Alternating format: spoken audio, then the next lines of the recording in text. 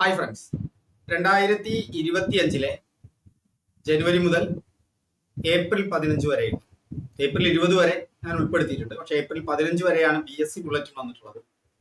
അതുകൂടാതെ 15-ാം തീയതി മുതൽ 20-ാം തീയതി വരെയുള്ള കറണ്ട് അഫയേഴ്സ് ആണ് നിങ്ങൾക്ക് ലഭിക്കുന്നത്. അതിന്റെ ആദ്യത്തെ പാർട്ട് മുന്നേയുള്ള വീഡിയോ കണ്ടാൽ നിങ്ങൾക്ക് കിട്ടും. ഇത് അതിലെ രണ്ടാമത്തെ വീഡിയോ ആണ്. ഇതിൽ നമ്മൾ ഉൾപ്പെടുത്തിയിട്ടുള്ളത് ശാസ്ത്രവും സാങ്കേതിക വിദ്യയും കറണ്ട് അഫയേഴ്സിൽ നിന്ന് മാർക്ക് വരുന്ന ഒരു ഭാഗമാണെന്ന് നിങ്ങൾക്കറിയാം. അതുപോലെ തന്നെ ഡിജിറ്റൽ സംരംഭങ്ങൾ, ആപ്പുകൾ, അതുപോലെ തന്നെ ഡിജിറ്റൽ ലോകത്ത് വന്ന പുതിയ കാര്യങ്ങൾ, ഇതൊക്കെ ഉൾപ്പെടുത്തിക്കൊണ്ടാണ് ഇന്നത്തെ ക്ലാസ്. ഓക്കെ, എന്റെ പേര് രഘുനന്ദൻ MB. വിൻഡോജുവിന്റെ പുതിയ ക്ലാസ്സിലേക്ക് ഏവർക്കും സ്വാഗതം. അപ്പൊ ഇതുമായി ബന്ധപ്പെട്ട് നിങ്ങൾക്ക് PDF-കൾ ലഭിക്കാൻ, ഇതിൽ നിന്നുള്ള ദൈനംദിന ചോദ്യോത്തരങ്ങൾ ലഭിക്കാൻ, മറ്റു കാര്യങ്ങൾക്കൊക്കെ നമ്മുടെ PSC ഹബ്ബ് നിങ്ങളൊന്ന് ഇൻസ്റ്റാൾ ചെയ്യുക. PSC ഹബിന്റെ ലിങ്ക് താഴെ നൽകിയിട്ടുണ്ട്. അതിൽ പ്രവേശിച്ചാൽ എങ്ങനെ നിങ്ങൾക്ക് ഇതിന്റെ PDF കിട്ടും, മറ്റു കാര്യങ്ങൾ, ഇതിൽ നിന്നുള്ള എക്സാമുകൾ എങ്ങനെ ചെയ്യാം എന്നുള്ളതൊക്കെ അറിയാൻ പറ്റും. ഓക്കെ, നമുക്ക് ക്ലാസ്സിലേക്ക് സ്വാഗതം. ശാസ്ത്രവും സാങ്കേതിക വിദ്യയും, ബഹിരാകാശ ദൗത്യങ്ങൾ, അതിൽ ശുഭാൻഷു ശുക്ല അദ്ദേഹവുമായി ബന്ധപ്പെട്ട ഒരു മിഷനാണ് നിങ്ങൾ നന്നായിട്ട് ഓർത്തു വയ്ക്കണം. ഈ കഴിഞ്ഞ 3 മാസങ്ങളിൽ നിങ്ങൾ ഏറ്റവും പ്രധാനമായി ഓർത്തിരിക്കേണ്ട ഒരു കറണ്ട് അഫയേഴ്സ് ആണ് ശുഭാൻഷു ശുക്ല. ഇന്ത്യൻ എയർഫോഴ്സ് ക്യാപ്റ്റനാണ്. ഇന്ത്യൻ എയർഫോഴ്സിന്റെ ഗ്രൂപ്പ് ക്യാപ്റ്റനാണ് ശുഭാൻഷു ശുക്ല. അങ്ങനെ ഒരുപാട് ഗ്രൂപ്പ് ക്യാപ്റ്റന്മാരുണ്ട്. പിന്നെ എന്തുകൊണ്ട് ശുഭാൻഷു ശുക്ല കറണ്ട് അഫയേഴ്സിലെ ലൈറ്റിൽ വരുന്നു? 2025 മെയ് മാസത്തിൽ അന്താരാഷ്ട്ര ബഹിരാകാശ നിലയത്തിലേക്ക് യാത്ര ചെയ്യും. മെയ്യിൽ നമുക്ക് അതിന്റെ അപ്ഡേഷൻ കിട്ടും. പക്ഷെ ഇപ്പൊ തന്നെ നിങ്ങൾ ഓർക്കണം, 2025 മെയ് മാസത്തിൽ അന്താരാഷ്ട്ര ബഹിരാകാശ നിലയത്തിലേക്ക് യാത്ര ചെയ്യുകയും അങ്ങനെ യാത്ര ചെയ്താൽ അന്താരാഷ്ട്ര ബഹിരാകാശ നിലയത്തിൽ എത്തുന്ന ആദ്യത്തെ ഇന്ത്യക്കാരനായി മാറുകയും ചെയ്യും. അപ്പൊ ശുഭാൻഷു ശുക്ലയുടെ പ്രത്യേകത മനസ്സിലായല്ലോ. ബഹിരാകാശത്തേക്ക് പോകുന്ന 2ാമത്തെ ഇന്ത്യക്കാരനുമാണ്. ബഹിരാകാശത്തേക്ക് പോയ ആദ്യ ഇന്ത്യക്കാരൻ രാകേഷ് ശർമ്മയാണ്. അപ്പൊ നിങ്ങൾക്ക് തോന്നും, എന്താ സുനിത വില്യംസ് ഇന്ത്യൻ വംശജയാണ്, അവർ അമേരിക്കക്കാരിയാണ്. രാകേഷ് ശർമ്മ ഇന്ത്യക്കാരനാണ്. അതുപോലെ രണ്ടാമത് പോകുന്ന ശുഭാൻഷു ശുക്ലയും തന്നെയാണ് ഇന്ത്യക്കാരനാണ്. പക്ഷെ അദ്ദേഹം അന്താരാഷ്ട്ര ബഹിരാകാശ നിലയത്തിൽ എത്തുന്ന ആദ്യത്തെ ഇന്ത്യക്കാരനാണ് കൂടി ആവുകയാണ്. അപ്പൊ അന്താരാഷ്ട്ര ബഹിരാകാശ നിലയം, സ്പേസ് ഷട്ടിലെ ആദ്യത്തെ ഇന്ത്യക്കാരനാണ്. ഏത് മിഷന്റെ ഭാഗമായാണ് അദ്ദേഹം പോകുന്നത്? Axiom mission. നാസ അംഗീകരിച്ച ആക്സിയം സ്പേസ് സംഘടിപ്പിക്കുന്ന സ്വകാര്യ ബഹിരാകാശ യാത്രയുടെ ഭാഗമായാണ്.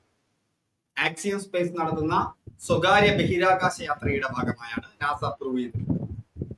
സ്പേസ് എക്സ് ഡ്രാഗൺ ബഹിരാകാശ പേടകത്തിന്റെ പൈലറ്റായി സേവനമനുഷ്ഠിക്കും. അദ്ദേഹം പോകുന്ന റോക്കറ്റ്, അദ്ദേഹത്തെ ഉള്ള വാഹനം വിക്ഷേപിക്കുന്ന റോക്കറ്റ് കൂടി ഓർക്കുക, ഫാൽക്കൺ 9 എന്നാണ് ആ റോക്കറ്റ് പേര്. അപ്പൊ ശുഭാൻഷു ശുക്ല മിശ്ര. പിന്നെ അതുപോലെ തന്നെ നിങ്ങൾ ഓർത്തിരിക്കേണ്ട മറ്റൊന്നാണ് axiom mission, space X dragon, falcon 9. Okay, സമുദ്രത്തിന്റെ അടിത്തട്ടിലേക്ക് മനുഷ്യനെ എത്തിക്കുന്നതിനുള്ള ഇന്ത്യയുടെ പദ്ധതിയാണ് സമുദ്രയാൻ. സുനിത വില്യംസ് തിരിച്ചെത്തിയിട്ടുണ്ടല്ലേ, ഇതിനെ കുറിച്ച് നമുക്ക് പിന്നീട് പറയാം.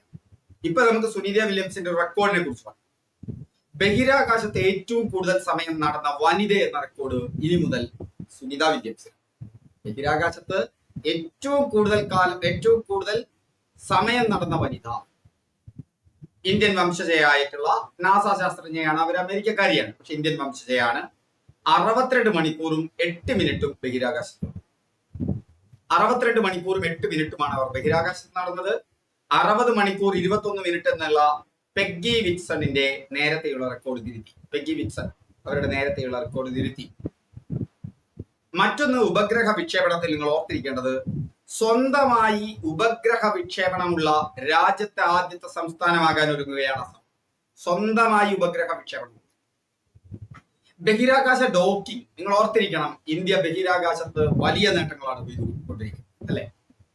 ഇപ്പൊ ബഹിരാകാശ ഡോക്കിംഗ് എന്ന് പറഞ്ഞാൽ ബഹിരാകാശത്ത് പേടകങ്ങളെ കൂട്ടിയോജിപ്പിക്കുന്ന സ്പേസ് ഡോക്കിംഗ് നേട്ടം കൈവരിച്ചു ഇന്ത്യ.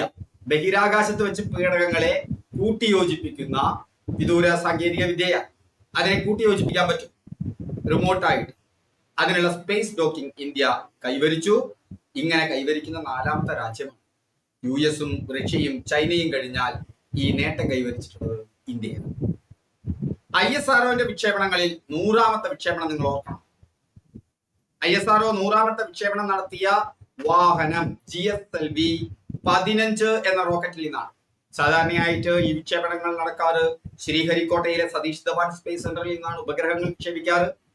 അതുകൊണ്ട് ഇതും സതീഷ് ധവാൻ സ്പേസ് സെന്ററിൽ നിന്നാണ്, ശ്രീഹരിക്കോട്ടയിൽ.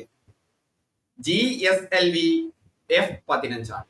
F-15 ABCDEF എന്ന് പറഞ്ഞ 6ാമത്തെ അക്ഷരം, അങ്ങനെ അർത്ഥം വെച്ചാൽ ഇത് 6, ഇത് 15, 1 5 മാത്രം. GSLV ആണ്, ജിയോ സാറ്റലൈറ്റ് ലോഞ്ചിങ് വെഹിക്കിൾ. ഗതി നിർണയത്തിനുള്ള NVS-02 എന്ന ഉപഗ്രഹത്തെയാണ് ഭ്രമണപഥത്തിൽ എത്തിച്ചത്. ഇന്ത്യക്കറിയാം, ഇന്ത്യക്ക് സ്വന്തമായിട്ട് സാറ്റലൈറ്റ് പൊസിഷനിങ് സിസ്റ്റം ഉണ്ട് അല്ലെ. അതിലൊന്നാണ് നാവിക് എന്ന് പറയുന്നത്. ആ നാവിക്കിലെ ഉപഗ്രഹങ്ങളെയൊക്കെ മാറ്റിക്കൊണ്ടിരിക്കുകയാണ്. അതിൽ NVS-02 എന്നുള്ള ഉപഗ്രഹത്തെയാണ് ഈ 100ാമത്തെ വിക്ഷേപണത്തിൽ എത്തിച്ചിട്ടുള്ളത് എന്ന് കൂടി ഓർക്കണം. ഇപ്പൊ 100ാമത്തെ വിക്ഷേപണം ISRO, GSLV ഏതാണ് ഇംഗ്ലീഷ് ലെറ്റർ, 6ാമത്തെ F, നമ്പർ 15, 1 5 6. എവിടെ നിന്നാണ് വിക്ഷേപിച്ചത്? ശ്രീഹരിക്കോട്ടയിലെ സതീഷ് ധവാൻ സ്പേസ് സെന്ററിൽ നിന്ന്. മറ്റൊരു കാര്യം ഓർത്തിരിക്കേണ്ടത് എന്താണ്? NVS-2 എന്ന് പറയുന്ന നാവിക്കിലെ ഗ്രൂപ്പിലുള്ള NVS-2 എന്നുള്ള ഉപഗ്രഹത്തെയാണ്. Vikas liquid engine. ഈ വിക്ഷേപണ വാഹനങ്ങൾ സാധാരണയായിട്ട് വിക്ഷേപിച്ചു കഴിഞ്ഞാൽ അതില്ലാതെ. പക്ഷെ വിക്ഷേപണ വാഹനങ്ങൾ പുനരുപയോഗിക്കുന്നതിനുള്ള സാങ്കേതിക വിദ്യ വികസിപ്പിച്ചു. വിക്ഷേപണ വാഹനങ്ങൾ പുനരുപയോഗിക്കുന്നതിനുള്ള സാങ്കേതിക വിദ്യ, അതാണ് വികാസ് ലിക്വിഡ് എഞ്ചിൻ. വാഹനങ്ങൾ വീണ്ടെടുക്കുന്നതിനുള്ള സംവിധാനമാണ്. പരീക്ഷണം ISRO വിജയകരമായി നടത്തി. അപ്പൊ നിങ്ങൾ ഓർക്കുക, സ്പേസ് ഡോക്കിംഗ് നമ്മൾ പഠിച്ചു കഴിഞ്ഞു, നമ്മൾ വിജയകരമായി പരീക്ഷിച്ചു കഴിഞ്ഞു. നമ്മുടെ 100ാമത്തെ വിക്ഷേപണം നടന്നു കഴിഞ്ഞു ഉപഗ്രഹത്തിന്റെ. അതുകൂടാതെ നമ്മൾ വികാസ് ലിക്വിഡ് എഞ്ചിൻ, വിക്ഷേപണ വാഹനങ്ങൾ പുനരുപയോഗിക്കുന്നതിനുള്ള സാങ്കേതിക വിദ്യ. മറ്റൊന്നാണ് നടക്കും യന്ത്രക്കൈ. എന്താണ് നടക്കും യന്ത്രക്കൈ? യന്ത്രക്കൈയാണ്, നടക്കുന്നതാണ്. Remotable robotic manipulator technology demonstrator. Remotable robotic manipulator technology demonstrator ആണ് ഈ നടക്കും യന്ത്രക്കൈ എന്ന് പറയുന്നത്. ബഹിരാകാശ നിലയത്തിലെ നിർമ്മാണത്തിനും ഉപഗ്രഹങ്ങളെ ഭ്രമണപഥത്തിൽ വെച്ച് അറ്റകുറ്റപ്പണി നടത്തുന്നതിന് ഉപയോഗിക്കും. ഉപഗ്രഹങ്ങളെ വിക്ഷേപിക്കുക മാത്രമല്ല, ഉപഗ്രഹങ്ങളെ ബഹിരാകാശത്ത് വെച്ച് അറ്റകുറ്റപ്പണി നടത്തുന്നതിനും ഇനി ഇന്ത്യക്ക് സാധിക്കും. അതിനുള്ള നടക്കും യന്ത്രക്കൈ. അങ്ങനെ നമുക്കും ഒരു ബഹിരാകാശ നിലയം ഉണ്ടാവാൻ പോവുകയാണ്. റിമോട്ടബിൾ റോബോട്ടിക് മാനിപ്പുലേറ്റർ ടെക്നോളജി പരീക്ഷണം വിജയകരമായി നടത്തി. മറ്റൊരു ഇന്ത്യയുടെ പ്രധാനപ്പെട്ട കാര്യമാണ് നാഗ്മാർക്ക് 2. ഇന്ത്യയുടെ ടാങ്ക് വേദ മിസൈലുകളാണ്. ടാങ്ക് വേദ ഗൈഡഡ് മിസൈലുകൾ. ടാങ്കുകളെ കണ്ടെത്തി ആ ലക്ഷ്യത്തിലേക്ക് സ്വയം ഗൈഡ് ചെയ്തു പോയി നശിപ്പിക്കുന്ന നാഗ്മാർക്ക് 2 പരീക്ഷണം വിജയകരമായി പൂർത്തിയാക്കി. ഓക്കെ, ബഹിരാകാശത്ത് നിങ്ങൾ ഓർക്കേണ്ട പ്രധാനപ്പെട്ട വാർത്ത, ശനിക്ക് ഒരു നേട്ടം കൈവരിക്കപ്പെട്ടു. ഏറ്റവും കൂടുതൽ ഉപഗ്രഹങ്ങൾ ഉള്ളത് ഇനി ശനിയാണ്. 274 ഉപഗ്രഹങ്ങളോടുകൂടി ശനിയായി ഏറ്റവും കൂടുതലുള്ള ഉപഗ്രഹങ്ങളുള്ള സൗരയൂഥത്തിലെ ഗ്രഹം 274 ആണ്. ശനിയാഴ്ച എന്ന് പറഞ്ഞാൽ നിങ്ങൾക്കറിയാം, ഞായറാഴ്ച അല്ല, 7ാം തീയതി അല്ല, 7ാമത്തെ ദിവസം ഞായറാഴ്ച, അല്ലെങ്കിൽ 1ാമത്തെ ദിവസം തിങ്കളാഴ്ച എടുക്കുകയാണെങ്കിൽ ഞായറാഴ്ച എടുക്കുകയാണെങ്കിൽ 7ാമത്തെ ദിവസം എന്താണ്? ശനിയാഴ്ച അല്ലെ. 1ാമത്തെ ദിവസം ഞായറാഴ്ച എടുക്കാൻ. അപ്പൊ 2 7 4, ഈ 2ന്റെ ഇരട്ടിയാണ് 4. ഇനി വാൽ നക്ഷത്രം വളരെ പ്രധാനമായി നിങ്ങൾ ഓർക്കേണ്ട ഒരു വാൽ നക്ഷത്രം. 1,60,000 വർഷത്തിൽ ഒരിക്കൽ മാത്രം കാണാനാകുന്ന വാൽ നക്ഷത്രം. അപൂർവമല്ലേ? ഒരു മനുഷ്യായുസല്ല, 100 യുഗങ്ങളല്ല, 1,60,000 വർഷത്തിൽ ഒരിക്കൽ മാത്രം കാണാനാകുന്ന കോമറ്റ് വാൽ നക്ഷത്രമാണ് C3. എന്താണ് അതിന്റെ പേര്? C3 എന്ന അപൂർവ വാൽ നക്ഷത്രം ജനുവരി 13-നാണ് കേട്ടോ. സാധാരണയായിട്ട് ഈ ധൂമകേതുക്കളൊക്കെ പ്രത്യക്ഷപ്പെടുന്നത് അശുഭമാണെന്നുള്ള ഒരു അന്ധവിശ്വാസം. 13 ഒരു അന്ധവിശ്വാസമാണല്ലോ, മോശസംഖ്യയാണ്. അപ്പൊ ജനുവരി 13, 1,60,000 വർഷത്തിൽ ഒരിക്കൽ മാത്രം കാണാനാകുന്ന comet C. Blue origin. Amazon സ്ഥാപകൻ, അദ്ദേഹത്തിന്റെ പേര് ജെഫ് ബെസോസ് എന്നാണ്. ആമസോണിൽ നിന്ന് നിങ്ങൾ പർച്ചേസ് ചെയ്യാറൊക്കെല്ലേ? ഈ ആമസോണിന് എന്ത് മാത്രമല്ല, ഓൺലൈൻ ഷോപ്പ് മാത്രമല്ല, വേറെ ഒരുപാട് കാര്യങ്ങളുണ്ട്. അതിൽ ബ്ലൂ ഒറിജിന്റെ കൂറ്റൻ റോക്കറ്റ് ആണ് ന്യൂ ഷെന്നി എന്ന് പറയുന്ന ബ്ലൂ ഒറിജിന്റെ കൂറ്റൻ റോക്കറ്റ് ആണ്. ഇത് ബ്ലൂ ഒറിജിൻ എന്ന് പറഞ്ഞാൽ ആമസോൺ സ്ഥാപകൻ ജെഫ് ബെസോസിന്റെ കമ്പനിയാണ്. ഇപ്പൊ ബഹിരാകാശത്തേക്ക് പോകുന്ന 2ാമത്തെ ഇന്ത്യക്കാരൻ ആരാണ്? നിങ്ങൾ എല്ലാവരും ആൻസർ ചെയ്തിട്ടുണ്ടാവും അല്ലെ? ശുഭാൻഷു ശുക്ല. അന്താരാഷ്ട്ര ബഹിരാകാശ നിലയത്തിലേക്ക് എത്തുന്ന ആദ്യ ഇന്ത്യക്കാരനാരാണ്? നിങ്ങൾക്ക് സംശയം ഉണ്ടാവില്ല, സുഭാഷ് ശുക്ല. രാകേഷ് ശർമ്മ ഉത്തരം എഴുതിയിട്ടുണ്ടെങ്കിൽ ശ്രദ്ധിക്കുക. ബഹിരാകാശത്തേക്ക് ആദ്യം എത്തിയ ഇന്ത്യക്കാരനാണ് രാകേഷ് ശർമ്മ. രണ്ടാമത് സുഭാഷ് ശുക്ല. പക്ഷെ അന്താരാഷ്ട്ര ബഹിരാകാശ നിലയത്തിൽ എത്തുന്നത് ആദ്യം സുഭാഷ് ശുക്ലയാണ്. എത്താൻ പോകുന്നു മെയ് മാസം. ബഹിരാകാശത്ത് ഏറ്റവും കൂടുതൽ സമയം നടന്ന വനിത എന്ന റെക്കോർഡ് സ്വന്തമാക്കിയത് ആരാണ്? സുനിത വില്യംസ്. സുനിത വില്യംസിൻ ബഹിരാകാശത്ത് എത്ര സമയമാണ് നടന്നത്? മറന്നുപോയോ? 62 മണിക്കൂറും 8 മിനിറ്റുമാണ്. സ്വന്തമായി ഉപഗ്രഹ വിക്ഷേപണമുള്ള രാജ്യത്തെ ആദ്യത്തെ സംസ്ഥാനം ഒരുങ്ങുന്നത്. കൺഫ്യൂഷൻ വരുന്നുണ്ടോ? ഉണ്ടെങ്കിൽ ഇതോടുകൂടി ഉറപ്പിച്ചോളൂ, അസം ആണ്.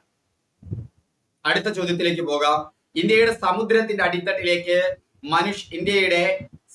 ഇന്ത്യയുടെ എന്ത് കോമണ്ടേ സമുദ്രത്തിന്റെ ഏറ്റവും അറ്റത്തേക്ക് ഇതുവരെ എത്താത്ത സ്ഥലങ്ങളൊക്കെ ഉണ്ട്. സമുദ്രത്തിന്റെ അടിത്തട്ട് അവിടെ എത്തുക എന്ന് പറയുന്നത് വലിയ പ്രയാസമുള്ള കാര്യമാണ്. ആ അടിത്തട്ടിലേക്ക് മനുഷ്യനെ എത്തിക്കുകയാണ്. അത് പ്രോഗ്രാം നിങ്ങൾക്ക് എല്ലാവർക്കും മനസ്സിലായിട്ടാവും. സമുദ്രയാൻ അല്ലെ? ചന്ദ്രയാനും ഗംഗായാനും ഒക്കെ കണ്ടു കഴിഞ്ഞപ്പോ, മംഗളയാനൊക്കെ കണ്ടു കഴിഞ്ഞപ്പോ സമുദ്രയാനാണെന്ന് നിങ്ങൾക്ക് മനസ്സിലായിട്ടാവും. ബഹിരാകാശത്ത് പേടകങ്ങളെ കൂട്ടിയോജിപ്പിക്കുന്ന സ്പേസ് ഡോക്കിംഗ് നേട്ടം കൈവരിച്ച എത്രാമത്തെ രാജ്യമാണ് ഇന്ത്യ? 4ാമത്തെ. മറ്റു രാജ്യങ്ങൾ ഏതൊക്കെയാ? US-ഉം റഷ്യയും ചൈന.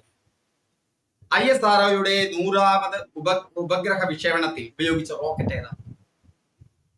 നിങ്ങൾക്ക് സംശയം ഉണ്ടാവില്ല അല്ലെ? GSLV ആണ്. ആ GSLV-യിൽ തന്നെ F-15. ഒരുപാട് പേര് ഉത്തരം ചെയ്തിട്ടുണ്ടാവും എന്നാണ് ഞാൻ വിചാരിക്കുന്നത്. സൗരയൂഥത്തിൽ ഏറ്റവും അധികം ഉപഗ്രഹങ്ങളുള്ള ഗ്രഹം ശനിയാണ് അല്ലെ? ശനി ഗ്രഹത്തിന് എത്ര ഉപഗ്രഹമുണ്ട്? നിങ്ങൾ എല്ലാവരും ശരിയാക്കിയിട്ടുണ്ടാവും ഞാൻ വിചാരിക്കുന്നു. 274. കമന്റ് പറയണേ നിങ്ങൾക്ക് ശരിയാക്കാൻ പറ്റിയിട്ടുണ്ട്. ഡിജിറ്റൽ സംരംഭം അത് വളരെ പ്രധാനമാണ്. അതിൽ ഏറ്റവും പ്രധാനമായി നിങ്ങൾ ഓർക്കേണ്ടതാണ് K-സ്മാർട്ട്. എല്ലാ തദ്ദേശ സ്വയംഭരണ സ്ഥാപനങ്ങളിലും എത്തിക്കഴിഞ്ഞു. K-സ്മാർട്ട് എന്ന് പറഞ്ഞാൽ അതിന്റെ ഫുൾ ഫോം ഓർക്കുക. K എന്ന് പറഞ്ഞാൽ കേരളം, സ്മാർട്ട് ലെസ് എന്താണ്? Solution for managing administrative reformation and transformation. ഭരണരംഗത്തുള്ള സമൂലമായ മാറ്റത്തിനും പരിവർത്തനത്തിനും ആധുനിക സാങ്കേതിക വിദ്യ ഉപയോഗിച്ചുകൊണ്ട് ഒരുപാട് കാഴ്ചപ്പാടുകൾ മാറാൻ പോവുകയാണ് കേരളത്തിൽ കേട്ടോ. ഇനി പഞ്ചായത്ത് ഓഫീസിൽ പോയിട്ട് വെയിറ്റ് ചെയ്ത് കിടക്കേണ്ട എന്നുള്ളതാണ്. അതായത് പഞ്ചായത്ത് ഓഫീസുകൾ, ബാക്ക് ഓഫീസുകൾ നിങ്ങളുടെ മൊബൈൽ ഫ്രണ്ട് ഓഫീസുമായി വരാൻ പോകുന്ന കാലമാണ് K-സ്മാർട്ടിലൂടെ വരാൻ പോകുന്നത്. നിങ്ങളുടെ മൊബൈലാണ് ഫ്രണ്ട് ഓഫീസ്. നിങ്ങൾ പഞ്ചായത്ത് ഓഫീസിൽ പോണ്ട കാര്യങ്ങൾക്ക് നിങ്ങളുടെ മൊബൈലാണ് ഫ്രണ്ട് ഓഫീസ്, ബാക്ക് ഓഫീസാണ് പഞ്ചായത്ത്. നിങ്ങളുടെ മൊബൈലിൽ തന്നെ കാര്യങ്ങൾ നടത്താൻ പറ്റും. K smart, Kerala solutions for managing administrative reformation and transformation. Information Kerala മിഷന്റെ സംരംഭമാണ്. തദ്ദേശ സ്വയംഭരണ വകുപ്പിന് വേണ്ടിയിട്ടാണ്. IKM-ന്റെ സംരംഭമാണ്. തദ്ദേശ സ്വയംഭരണ വകുപ്പിന് വേണ്ടിയിട്ടാണ്. തദ്ദേശ സ്വയംഭരണ സ്ഥാപനങ്ങളിൽ കാര്യക്ഷമതയും സുതാര്യതയും വർദ്ധിപ്പിക്കുക. മാനേജിംഗ് അഡ്മിനിസ്ട്രേറ്റീവ് ഭരണപരമായ റിഫോർമേഷൻ പരിഷ്കരണം, ട്രാൻസ്ഫോർമേഷൻ പരിവർത്തനം. റിഫോർമേഷനുണ്ട്, ട്രാൻസ്ഫോർമേഷനുണ്ട്. റിഫോർമേഷനും ട്രാൻസ്ഫോർമേഷനും മാനേജിംഗ് അഡ്മിനിസ്ട്രേഷനാണ്. സൊല്യൂഷനാണ്. Solution for managing administrative reformation and transformation. അതാണ് സ്മാർട്ട്. അപ്പോ ഓൺലൈൻ അപേക്ഷകൾ, പരാതികൾ, ഏകീകൃത സന്ദേശ സംവിധാനം, പേയ്മെന്റ്, സർട്ടിഫിക്കറ്റ് ഡൗൺലോഡ് ഒക്കെ ഒരൊറ്റ ആപ്പിൽ ഇനി നിങ്ങൾക്ക് ലഭ്യമാണ്. നക്ഷ നഗരങ്ങളിലെ ഭൂവിവരം ഡിജിറ്റലൈസ് ചെയ്യാനുള്ള കേന്ദ്ര പദ്ധതിയാണ് നക്ഷ. നഗരങ്ങളിലെ ഭൂവിവരം, കേരളത്തിന്റെ ഭൂവിവരം ഇതുപോലെ ഡിജിറ്റലൈസ് ചെയ്തുകൊണ്ടിരിക്കുകയാണ്, പരിപൂർണമാവാൻ പോവുകയാണ്. അതിനെക്കുറിച്ച് നമുക്ക് അടുത്ത ഭാഗത്ത് പറയാം. ഈ ഭാഗത്തല്ല, നമുക്ക് അടുത്ത് ഇനി നമുക്ക് ഏകദേശം ഉദ്ഘാടനമൊക്കെ ചെയ്തു കഴിഞ്ഞു. അടുത്ത 2-3 മാസമായിട്ട് അതിന്റെ മുഴുവൻ വിശദാംശങ്ങൾ നമുക്ക് ലഭ്യമാവും. അപ്പൊ നമുക്ക് തരാം. Digital crop survey. ക്രോപ്പ് എന്ന് പറഞ്ഞാൽ വിളകളാണെന്ന് അറിയാമല്ലോ. സർവേ എന്ന് പറഞ്ഞു കഴിഞ്ഞാൽ അതിനെക്കുറിച്ചുള്ള സർവേ ആണല്ലോ. അപ്പൊ കൃത്യമായി വിള വിവരങ്ങൾ ശേഖരിക്കുന്നതിനായി കേന്ദ്ര സർക്കാർ ആരംഭിച്ച സംവിധാനമാണ് so easy. Crop survey digital ആണ്. Rail app. റെയിലുമായി ബന്ധപ്പെട്ട ഒരുപാട് ആപ്പ് ഉണ്ട്. അതിലൊരു സൂപ്പർ ആപ്പ് വന്നിരിക്കുകയാണ്. ആ ആപ്പിന്റെ പേരാണ് റെയിൽ ആപ്പ്.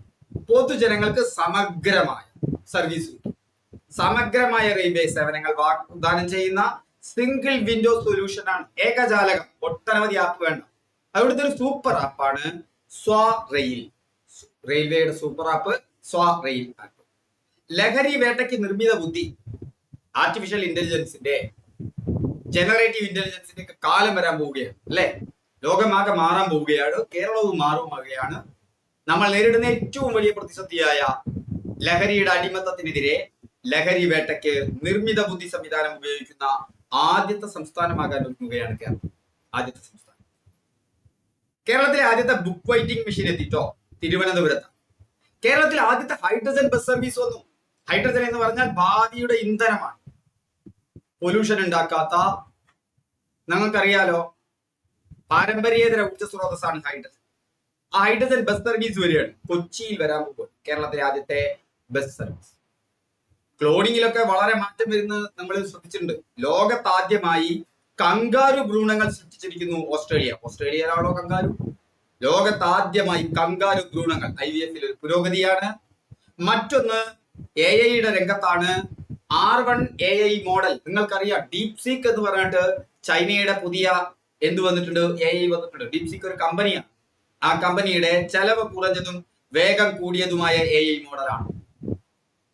അമേരിക്കയ്ക്കായിരുന്നു ഇതിന്റെ കുത്തക. ആ കുത്തകയെ പൊളിച്ചുകൊണ്ട് ചൈന അതിന്റെ സ്വന്തം AI മോഡലിനെ ഇറക്കി. നമ്മുടെ യുവാക്കളൊക്കെ റീല് കളിച്ചുകൊണ്ടിരിക്കുക. അതായത് ഡിജിറ്റൽ കാലത്തില് ഡിജിറ്റൽ ഭൂവുടമകളുടെ അടിമകളാകാൻ പോവുകയാണ് നമ്മുടെ, അല്ലെ, പുതിയ കാലത്തെ യുവാക്കൾ. അതേസമയം ചൈന വളരെ തന്ത്രപരമായി അവരവരുടെ സ്വന്തം AI വികസിപ്പിച്ചു. അത് ചെലവ് കുറഞ്ഞതാണ്, വേഗം കൂടിയതുമാണ്. ഇന്ത്യക്ക് ഒരുപാട് മാതൃക ഉണ്ട്. ISRO പോലെ ബഹിരാകാശ രംഗത്ത് നമ്മൾ നമ്മുടെ നേട്ടം കൈവരിച്ചതുപോലെ ഇന്ത്യ ഇവിടെ നേട്ടം കൈവരിക്കുമെന്ന് പ്രതീക്ഷിക്കാം. നമ്മുടെ യുവാക്കൾ ശരിയായ പാതയിലെത്തുമെന്നും പ്രതീക്ഷിക്കാം. ചൈനീസ് കമ്പനിയായ ഡീപ് സീക്ക് ആണ്. ഓർത്തിരിക്കുക, R1 AI മോഡലാണ്. കേരള ശാസ്ത്ര പുരസ്കാരം ഡോക്ടർ S സ്വാമിനാഥനാണ്. സ്വാമിനാഥനാണ് ISRO മുൻ ചെയർമാനാണ്. ഇൻവെസ്റ്റ് കേരള ഓർത്തു വെച്ചോളൂ. ഇൻവെസ്റ്റ് കേരള ആഗോള നിക്ഷേപക ഉച്ചകോടി നടന്നു കൊച്ചിയിലാട്ടോ, ഓർമ്മിച്ചിരിക്കണേ. ഇൻവെസ്റ്റ് കേരള ആഗോള നിക്ഷേപക ഉച്ചകോടി കൊച്ചിയിൽ നടന്നു കഴിഞ്ഞു. നിങ്ങൾ സമയമുണ്ടെങ്കിൽ വായിച്ചിരിക്കേണ്ട ഒന്നാണ് ജനപദം എന്ന് പറഞ്ഞിട്ട് നിങ്ങൾക്ക് ഫ്രീ ആയിട്ട് കിട്ടും. PRDന്റെ പബ്ലിക് റിലേഷൻ ഡിപ്പാർട്ട്മെന്റിന്റെ സർക്കാർ പദ്ധതികളെ കുറിച്ച് അറിയാം. നമുക്ക് വിശദമായ ക്ലാസ് ഇനി അടുത്ത ഈ ഇതിലല്ല, ഇതിൽ 2 വീഡിയോയും കൂടിയുള്ളൂ. അടുത്തതിൽ നമുക്ക് അതിനെ കുറിച്ചൊക്കെ ഒന്നുകൂടി വിശദമായിട്ട് ഉൾപ്പെടുത്താം. കാരണം പരീക്ഷയ്ക്ക് വരാൻ സാധ്യതയുള്ളതാണ്. ലോക സാമ്പത്തിക ഉച്ചകോടി നടന്നു കേട്ടോ, ദാവോസിലാണ് നടന്നത്, സ്വിറ്റ്സർലൻഡിലെ. ഓക്കെ, നമുക്ക് ഇതിൽ നിന്ന് ചോദ്യങ്ങളാണ്. കെ സ്മാർട്ട് എന്നതിന്റെ പൂർണ്ണ രൂപം എന്താണ്? ഏതാ കെ സ്മാർട്ട്? R എന്ന് പറഞ്ഞാൽ റിഫോർമേഷൻ, T എന്ന് പറഞ്ഞാൽ ട്രാൻസ്ഫോർമേഷൻ. എവിടെ ഉണ്ട് റിഫോർമേഷനും ട്രാൻസ്ഫോർമേഷനും? റിഫോർമേഷൻ ആൻഡ് ട്രാൻസ്ഫോർമേഷൻ 2 കിട്ടി. ഇനി നമുക്കറിയാം K എന്ന് പറഞ്ഞാൽ കേരളയാണ്. Kerala solution for managing administrative reformation and transformation. K smart എന്നത് ഏത് സ്ഥാപനമാണ് ആരംഭിച്ചത്? തദ്ദേശ സ്വയംഭരണ വകുപ്പ് എന്നൊക്കെ വരുന്നുണ്ടാവും. അല്ല, ഇൻഫർമേഷൻ കേരള മിഷനാണ്. അത് തദ്ദേശ സ്വയംഭരണ വകുപ്പിന് വേണ്ടിയിട്ട്. അപ്പൊ നഗരങ്ങളിലെ ഭൂവിവരം ഡിജിറ്റലൈസ് ചെയ്യുന്നതിനുള്ള കേന്ദ്ര പദ്ധതിയുടെ പേരെന്താ? നക്ഷ. നഗരങ്ങൾ, അല്ലെ? കൃത്യമായി വിളവിവരങ്ങൾ ശേഖരിക്കുന്നതിനായി കേന്ദ്ര സർക്കാർ ആരംഭിച്ച സ്ഥാപനം ഏതാണ്? വിള എന്ന് പറഞ്ഞാൽ കോർപ്പാണ്. അതിനെക്കുറിച്ചുള്ള സർവേ ആണ്. അത് ഡിജിറ്റലൈസ്ഡ് ആണ്. അപ്പൊ ഡിജിറ്റൽ ക്രോപ്പ് സർവേ. റെയിൽവേ മന്ത്രാലയം പുറത്തിറക്കിയ സൂപ്പർ ആപ്പിന്റെ പേരെന്താണ്? സംശയം ഉണ്ടാവില്ലല്ലേ നിങ്ങൾക്ക്? സ്വാറി. ഇന്ത്യയിൽ ആദ്യമായി ലഹരി വേട്ടയ്ക്ക് നിർമ്മിത ബുദ്ധി സംവിധാനം ഉപയോഗിച്ച സംസ്ഥാനം ഏതാ? സംശയം വേണ്ട, കേരളം. അതേസമയം ആദ്യമായി ഉപഗ്രഹ സംവിധാനം ഒരുങ്ങുന്നത് അസമിനാണ്. ഓർക്കണം. കേരളത്തിലെ ആദ്യത്തെ ബുക്ക് ബൈൻഡിംഗ് മെഷീൻ തിരുവനന്തപുരം. കേരളത്തിലെ ആദ്യത്തെ ഹൈഡ്രജൻ ബസ് സർവീസ് എവിടെയാ വരാൻ പോകുന്നത്? കൊല്ലത്ത്, അല്ലെ? സോറി, കൊച്ചി. 2023 കേരള ശാസ്ത്ര പുരസ്കാരം ലഭിച്ചത് ഡോക്ടർ MS സ്വാമിനാഥൻ. 2025 ആഗോള നിക്ഷേപക ഉച്ചകോടി ഇൻവെസ്റ്റ്മെന്റ് കേരള നടന്നത് എവിടെയാണ്? ഇൻവെസ്റ്റ്മെന്റ് കേരള കൊച്ചിയിലാണ്. കേരളത്തിന് വേണ്ടി നടന്ന ആഗോള നിക്ഷേപക ഉച്ചകോടിയാണ് ഇൻവെസ്റ്റ്മെന്റ് കേരള. കൊച്ചിയിൽ ഇൻവെസ്റ്റ്മെന്റ് കേരളയുണ്ട്, ഹൈഡ്രജൻ ബസ് ഉണ്ട്, അല്ലെ? ഓക്കെ, നമുക്ക് അടുത്ത ടോപ്പിക്കിലേക്ക് പോകാം. സർക്കാരും അതിൽ നിയമനങ്ങൾ വളരെ പ്രധാനപ്പെട്ടതാണ്. റിസർവ് ബാങ്കിന് ഡെപ്യൂട്ടി ഗവർണർ വന്നിട്ടുണ്ട്, പുനൻ ഗുപ്ത. ഇന്ത്യയുടെ മുഖ്യ തെരഞ്ഞെടുപ്പ് കമ്മീഷണർ വളരെ ഇമ്പോർട്ടന്റ് ആണ്, ഗ്യാനേഷ് കുമാർ. ഇന്ത്യയുടെ മുഖ്യ തെരഞ്ഞെടുപ്പ് കമ്മീഷണർ ആരാണ്? ഗ്യാനേഷ് കുമാർ. ISROക്ക് പുതിയ ചെയർമാൻ വന്നിട്ടുണ്ട്, ഡോക്ടർ V നാരായണൻ. ഇത് രണ്ടും ഓർക്കുക. മുഖ്യ തെരഞ്ഞെടുപ്പ് commissioner Gyanesh Kumar, ISRO chairman doctor V Narayanan. മറ്റൊന്ന്, ഇന്ത്യയുടെ 51ാമത് ചീഫ് ജസ്റ്റിസ് ആണ് നിലവിലുള്ളത്. ഇന്ത്യയുടെ 51ാമത് ചീഫ് ജസ്റ്റിസ് എന്ന് പറയുന്നത് നിലവിലുള്ള സഞ്ജീവ് ഖന്നയാണ്. സഞ്ജീവ് ഖന്നയ്ക്ക് ശേഷം വരുന്ന ചീഫ് ജസ്റ്റിസ് ആരാണെന്ന് പ്രഖ്യാപിക്കപ്പെട്ടു. അത് ജസ്റ്റിസ് BR ഗവായ് ആണ്. 2025 മെയ് 14 ശേഷം PSC പരീക്ഷ എഴുതുന്നവർ ജസ്റ്റിസ് BR ഗവായ് എന്നാണ് എന്തെഴുതേണ്ടത്? സുപ്രീം കോടതി ചീഫ് ജസ്റ്റിസിന്റെ പേര് എഴുതേണ്ടത്. 52ാമത്തെ ചീഫ് ജസ്റ്റിസ് ആണ്. നിലവിലുള്ള ചീഫ് ജസ്റ്റിസ് ജസ്റ്റിസ് ഖന്നയാണ്. 51ാമത്തേതാണ്. 2025 നവംബർ 23 വരെ BR ഗവായ് തുടരും. ഈ BR ഗവായ്ക്ക് ഒരു പ്രത്യേകതയുണ്ട്. സുപ്രീം കോടതി ചീഫ് ജസ്റ്റിസ് ആകുന്ന ആദ്യത്തെ ദളിത് വിഭാഗത്തിൽപ്പെട്ട ആള് മലയാളിയായിരുന്നു. ജസ്റ്റിസ് KG ബാലകൃഷ്ണനാണ്. ജസ്റ്റിസ് KG ബാലകൃഷ്ണന് ശേഷം ചീഫ് ജസ്റ്റിസ് പദവിയിലെത്തുന്ന ദളിത് വിഭാഗത്തിൽപ്പെടുന്ന 2ാമത്തെ വ്യക്തിയാണ്. അപ്പോ നിങ്ങൾ ഓർക്കുക, ഗവായ് 52ാമത്തെ ചീഫ് ജസ്റ്റിസ് ആവും. മെയ് മാസത്തിലാണ് വരാൻ പോകുന്നത്. ഗവായ് എന്ന് പറയുന്നത് 52ാമത്തെ ചീഫ് ജസ്റ്റിസ് ആണ്. അദ്ദേഹം ദളിത് വിഭാഗത്തിൽ നിന്നുള്ള 2ാമത്തെ സുപ്രീം കോടതി ചീഫ് ജസ്റ്റിസ് ആണ്. ഏറ്റവും ആദ്യത്തേത് KG ബാലകൃഷ്ണനാണ്. അപ്പൊ ഏറ്റവും ആദ്യത്തേത് KG ബാലകൃഷ്ണനാണെന്ന് കൂടി ഓർക്കുക. ആ ചോദ്യവും ഇതിനോടനുബന്ധമായി വരാൻ സാധ്യതയുണ്ട്. ഡൽഹിയിൽ മുഖ്യമന്ത്രി വന്നു. രേഖ ഗുപ്തയാണ്. ഡൽഹിയുടെ 4ാമത്തെ വനിതാ മുഖ്യമന്ത്രിയാണ്.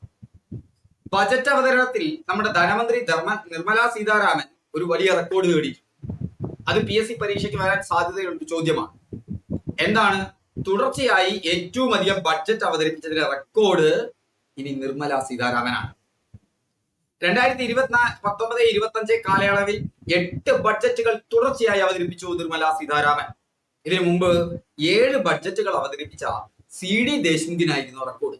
അപ്പൊ CD ദേശ്മുഖിന്റെ റെക്കോർഡ് മാറി, നിർമ്മല സീതാരാമന്റെ റെക്കോർഡായി മാറി. 2019-25 കാലയളവിൽ 8 ബഡ്ജറ്റുകളാണ്.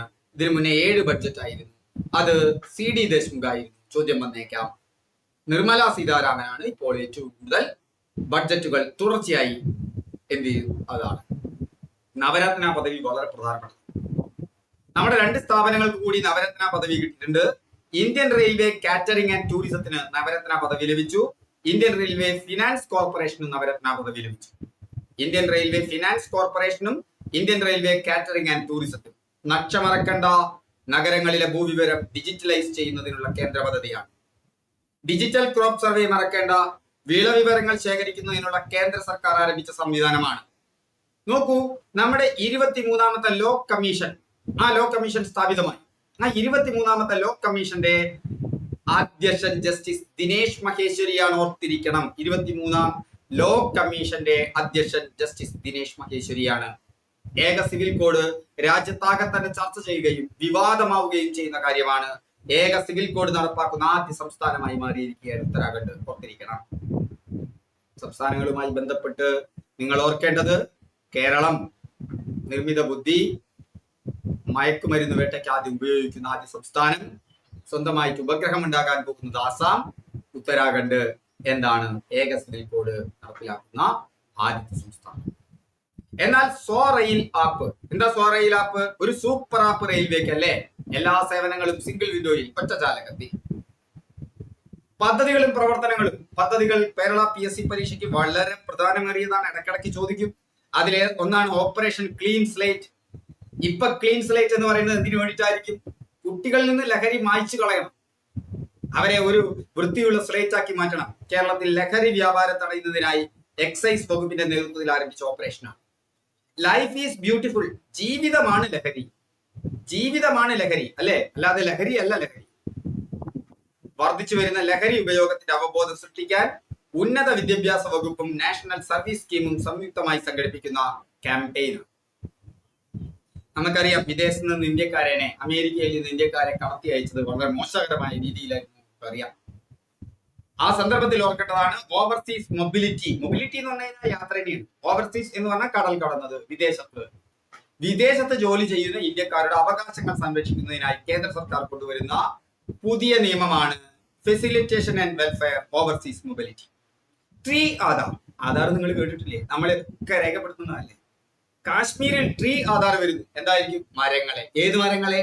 ചീനാർ മരങ്ങളുടെ സംരക്ഷണത്തിനായി ജമ്മു കാശ്മീരിൽ ആരംഭിച്ച പദ്ധതിയാണ് ട്രീ ആധാർ. ഓർത്തു വെച്ചോ, വളരെ പ്രധാനപ്പെട്ട ഒന്നാണ്. അതുപോലെ തന്നെ ക്ലീൻ സ്ലേറ്റും ലൈഫ് ഈസ് ബ്യൂട്ടിഫുളും പോലെ നിങ്ങൾ ഓർത്തിരിക്കേണ്ട മറ്റൊരു പദ്ധതിയാണ് ഒപ്പം. മയക്കുമരുന്നുമായി ബന്ധപ്പെട്ടതല്ല. ശ്രീനാരായണ ഗുരു ഓപ്പൺ സർവകലാശാലയുടെ അതിപ്രധാനമായ അംഗീകാരം കൊടുക്കേണ്ട ഒരു പദ്ധതിയാണ്. എന്താ? ഒപ്പം സാമ്പത്തികമായി പിന്നോക്കം നിൽക്കുന്നവരും പഠനത്തിൽ മികവ് പുലർത്തുന്നവരുമായ ഭിന്നശേഷിക്കാരായ വിദ്യാർത്ഥികൾക്ക് വീട് നിർമ്മിച്ചു നൽകുക. ഭിന്നശേഷിക്കാരായ വിദ്യാർത്ഥികൾക്കാണ് വീട് നിർമ്മിച്ചു നൽകുന്ന ശ്രീനാരായണ ഗുരു ഓപ്പൺ സർവകലാശാലയുടെ പദ്ധതിയാണ് ഒപ്പം. ഓപ്പറേഷൻ ബ്രഹ്മ മറക്കരുതേ. ഇപ്പൊ അടുത്ത കാലത്ത് മ്യാൻമറിൽ ഭൂകമ്പം നടത്തി. ആ മ്യാൻമറിൽ ഭൂകമ്പം നടത്തിയപ്പോ ഇന്ത്യ നടത്തിയ രക്ഷാപ്രവർത്തനമാണ് ഓപ്പറേഷൻ ബ്രഹ്മ. ഈ 3 മാസത്തിനിടയിൽ നിങ്ങൾ ഓർമ്മിച്ചിരിക്കേണ്ട ഏറ്റവും പ്രധാനപ്പെട്ട ഓപ്പറേഷനാണ് ഓപ്പറേഷൻ ബ്രഹ്മ. മറ്റൊന്നാണ് തദ്ദേശ ഭരണ സ്ഥാപനങ്ങൾ. നമ്മൾ നേരത്തെ പറഞ്ഞതാണ്, ഞാൻ ഒന്നുകൂടി ഓർമ്മിക്കുകയാണ്. മികച്ച ജില്ലാ പഞ്ചായത്ത് കൊല്ലമാണ്, മികച്ച ബ്ലോക്ക് പഞ്ചായത്ത് പെരുമ്പടപ്പാണ്, മികച്ച ഗ്രാമപഞ്ചായത്ത് വെളിയന്നൂരാണ്, മികച്ച കോർപ്പറേഷൻ തിരുവനന്തപുരമാണ്, മികച്ച നഗരസഭ ഗുരുവായൂരാണ്. കഴിഞ്ഞ ക്ലാസ്സിലും പറഞ്ഞതാണ്. സ്വരാജ് ട്രോഫി പുല്ലപ്പാറ ഗ്രാമപഞ്ചായത്തിനാണ് പറഞ്ഞത്. മികച്ച പോലീസ് സ്റ്റേഷനുള്ള മുഖ്യമന്ത്രിയുടെ പുരസ്കാരം തലശ്ശേരി പോലീസ് സ്റ്റേഷനാണ്. എന്നാൽ ഒരു അധിക വിവരം ഓർമ്മിച്ചു വെച്ചോളൂ. സ്ത്രീകൾക്കും കുട്ടികൾക്കും സൗജന്യ യാത്ര എവിടെയാ? തമിഴ്നാട്ടിലൊന്നല്ല, കേരളത്തിൽ തന്നെ എത്തി. കേരളത്തിലേക്ക് എത്തി. കേരളത്തിൽ ആദ്യമായി സ്ത്രീകൾക്കും കുട്ടികൾക്കും KSRTC ബസ്സിൽ സൗജന്യ യാത്രാ സർവീസ് ആരംഭിച്ചു. തൃപ്രങ്കോട് ഗ്രാമപഞ്ചായത്ത്, മലപ്പുറം ജില്ലയിൽ. സ്ത്രീകൾക്കും കുട്ടികൾക്കും നമുക്കൊക്കെ സന്തോഷമായല്ലേ? മറ്റെല്ലാ പഞ്ചായത്തുകളും കൊണ്ടുവരട്ടെ എന്ന് ആഗ്രഹിക്കുന്നത്. സൗജന്യ യാത്രയാണ്. ഇന്ത്യയുടെ 52ാമത്തെ ചീഫ് ജസ്റ്റിസ് ആരാണ്? BR ഗവായ്. 2025 മെയ്യിൽ ചുമതലയേറ്റ ഇന്ത്യയുടെ ചീഫ് ജസ്റ്റിസിന്റെ പ്രത്യേകത എന്താണ്? ഏറ്റവും പ്രായം കുറഞ്ഞ ചീഫ് ജസ്റ്റിസ് അല്ല, ഏറ്റവും കൂടുതൽ കാലം സേവനമനുഷ്ഠിക്കുന്ന ചീഫ് ജസ്റ്റിസ് ആണ് അല്ല. ജസ്റ്റിസ് KG ബാലകൃഷ്ണന് ശേഷം ചീഫ് ജസ്റ്റിസ് പദവിയിലെത്തുന്ന ദലിത് വിഭാഗത്തിൽ നിന്നുള്ള 2ാമത്തെ വ്യക്തി ഗവായ്. റിസർവ് ബാങ്കിന്റെ ഡെപ്യൂട്ടി ഗവർണർ അത് ആരാണ്? പൂനം ഗുപ്തയാണ്. ഇന്ത്യയുടെ ISRO ചെയർമാനായി നിയമിതനായത് ആരാണ്? Doctor V നാരായണനാണ്. 2019-25 കാലയളവിൽ ഏറ്റവും അധികം ബഡ്ജറ്റ് അവതരിപ്പിച്ച ധനമന്ത്രി ആരാണ്? നിർമ്മല സീതാരാമനാണ്. രാജ്യത്തെ ഏക സിവിൽ കോഡ് നടപ്പിലാക്കുന്ന ആദ്യ സംസ്ഥാനം ഏതാ? മറന്നുപോയത്? ഉത്തരാഖണ്ഡ് അല്ലെ? കേരളത്തിൽ ലഹരി വ്യാപാരം തടയുന്നതിനായി എക്സൈസ് വകുപ്പിന്റെ നേതൃത്വത്തിൽ ആരംഭിച്ച ഓപ്പറേഷന്റെ പേരെന്താണ്? Operation clean slate. നവരത്ന പദവി ലഭിച്ച പുതിയ സ്ഥാപനങ്ങൾ ഏതൊക്കെയാണ്? Indian railway catering and tourism corporation, Indian railway finance corporation. 2025 തദ്ദേശ പുരസ്കാരങ്ങളിൽ മികച്ച ജില്ലാ പഞ്ചായത്തായി തെരഞ്ഞെടുക്കപ്പെട്ടത് കൊല്ലം. കേരളത്തിൽ ആദ്യമായി കുട്ടികൾക്കും സ്ത്രീകൾക്കും KSRTC ബസ്സിൽ സൗജന്യ യാത്രാ സർവീസ് ആരംഭിച്ച ഗ്രാമപഞ്ചായത്ത് തൃപ്രങ്കോട്. ഓക്കെ, വീണ്ടും ഇനി 2 വീഡിയോകൾ കൂടി കഴിഞ്ഞാൽ നമ്മുടെ കറണ്ട് അഫയേഴ്സിൽ ജനുവരി മുതൽ ഏപ്രിൽ 20 വരെയുള്ള പ്രധാനപ്പെട്ട കറണ്ട് അഫയേഴ്സ് നമ്മൾ കവർ ചെയ്യുകയാണ്. അടുത്ത വീഡിയോയ്ക്കായി കാത്തിരിക്കുക. ഹായ് ഫ്രണ്ട്സ്, അപ്പോൾ PSC ഹബ്ബ് ഡൗൺലോഡ് ചെയ്യാൻ മറക്കണ്ട, അതിൽ നിന്ന് ബാച്ചിൽ ജോയിൻ ചെയ്യാൻ മറക്കണ്ട. എല്ലാവർക്കും നല്ല ദിവസം ആശംസിക്കുന്നു. വീണ്ടും നമുക്ക് അടുത്ത ക്ലാസ്സിൽ